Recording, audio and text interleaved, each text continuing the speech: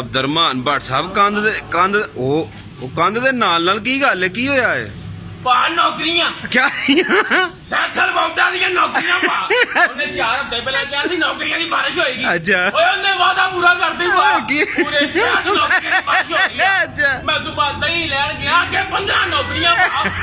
ਨੌਕਰ ਨੇ ਲੰਗੜੀ ਪਾਈ ਹੈ, ਮੈਂ ਸਿਰ ਬੰਨੇ ਜਾ ਪਿਆ, ਮੇਰਾ ਸਿਰ ਪਾੜ ਗਿਆ ਪਾ। ਅੱਛਾ। ਤੇ ਦਾਦਾ ਸਵੇਰੇ ਘਰੋਂ ਆਏ ਨੇ। ਅੱਛਾ। ਦੁਕਾਨ ਤੋਂ ਆ ਕੇ ਪੱਖਾ ਚਲਾਇਆ, ਪੱਖੇ ਦੇ ਉੱਤੇ 3 ਨੌਕਰੀਆਂ ਆਲੂ ਦੀ ਆਵਤ ਨਾ ਕਾਲੂ ਪਾੜ ਕੇ ਜਾ। ਅੱਛਾ। ਮੇਰੇ ਛੋਟੇ ਭਰਾ ਨੂੰ ਸਕੂਲ ਛੱਡਣ ਗਏ ਨੇ। ਅੱਛਾ, ਅੱਛਾ। ਅੱਗੇ 72 ਨੌਕਰੀਆਂ ਲੱਗੀਆਂ ਪਈਆਂ ਨੇ। ਅੱਛਾ। ਮਗਰ ਇਹ ਬੈਗ ਇਹ ਜਨਾਬ ਮੈਂ ਤੇਰੇ ਨਾਲ ਜਾਣਾ, ਨਹੀਂ। ਬੜੀ ਜਾਨ ਛਡਾਈ ਜਨਾਬ, ਮੋਟਰਸਾਈਕਲ ਲਾੜੀ ਇੱਕ ਅੱਛਾ, ਨੌਕਰੀ ਅੱਛਾ। ਉਹ ਜਨਾਬ ਬਾਂਹ ਟੁੱਟ ਗਈ ਹੈ ਜਨਾਬ। ਸਹੀ। ਇਸ ਤੋਂ ਇਲਾਵਾ ਸਾਡਾ ਕਿ ਦੋਸਤ ਯਾਸੀਨ ਬਾਡੇ ਜਨਾਬ, ਆਹੋ, ਆਹੋ। ਉਹ ਕੰਮ ਤੇ ਚੱਲਿਆ, ਮੋਟਰਸਾਈਕਲ ਥੱਲੇ 2 ਨੌਕਰੀਆਂ ਆ ਗਈਆਂ ਨੇ। ਅੱਛਾ। ਮੋਟਰਸਾਈਕਲ ਥੱਲੇ 2 ਨੌਕਰੀਆਂ ਦੇਣ ਦਾ ਪਰਚਾ ਹੋ ਗਿਆ ਉਹਦੇ ਤੇ। ਉਹ ਲੱਗ। ਅੱਜ ਕੱਲ੍ਹ ਸਾਰੇ ਉਹ ਮਲਕ ਬਰਾਦਰਾਂ ਨੂੰ ਛਡਾਣ ਗਏ ਨੇ। ਸਹੀ ਉਹ ਗੱਲ। ਦਾਦਾ ਬਸ ਕਰ ਦਿਓ, ਇੰਨੀਆਂ ਨੌਕਰੀਆਂ ਨਾ ਦਿਓ, ਸਾਨੂੰ ਪਤਾ ਲੱਗ ਗਿਆ ਆਹੋ। ਤੁਸੀਂ ਸੱਚੇ ਤੇ ਸਾਰਾ ਪਾਕਿਸਤਾਨ ਝੂਠਾ ਝੂਠਾ। ਤੁਸੀਂ ਇਕੱਲੇ ਹੀ ਸੱਚੇ ਹੋ ਹਾਂ। ਜਨਾਬ। ਉਹਦਾ ਤੁਸੀਂ ਜਿਹੜਾ ਪਿਸਤੌਲ ਲਾ ਕੇ ਫੋਟੋਆਂ ਖਿਚਾਉਂਦੇ ਹੋ ਨਾ, ਆਹੋ। ਉਹੀ ਕੰਮ ਕਰੋ। ਹਾਂ। ਇਹਨੂੰ ਫੋਟੋਆਂ ਖਿਚਾਉਣ ਦਾ ਸ਼ੁਰੂ ਤੋਂ ਸ਼ੌਕ ਸੀ। ਅੱਛਾ। ਛੋਟੇ ਹੁੰਦਿਆਂ ਦਾ ਹਮਸਾਇਆ ਫੌਤ ਹੋ ਗਿਆ ਯਰਕਾਨ ਦੇ ਨਾਲ। ਅੱਛਾ। ਨਾਲ ਕਮਰੇ 'ਚ ਵੜ ਕੇ ਉਹਦੀ ਲਾਸ਼ ਤੇ ਪੈਰ ਰੱਖ ਕੇ ਗੱਲੇ 'ਚ ਪਿਸਤੌਲ ਪਾ ਕੇ selfie ਬਣਾ ਰਿਹਾ। ਜਨਾਬ ਇਹ ਹੀ ਕੰਮ ਕਰੋ,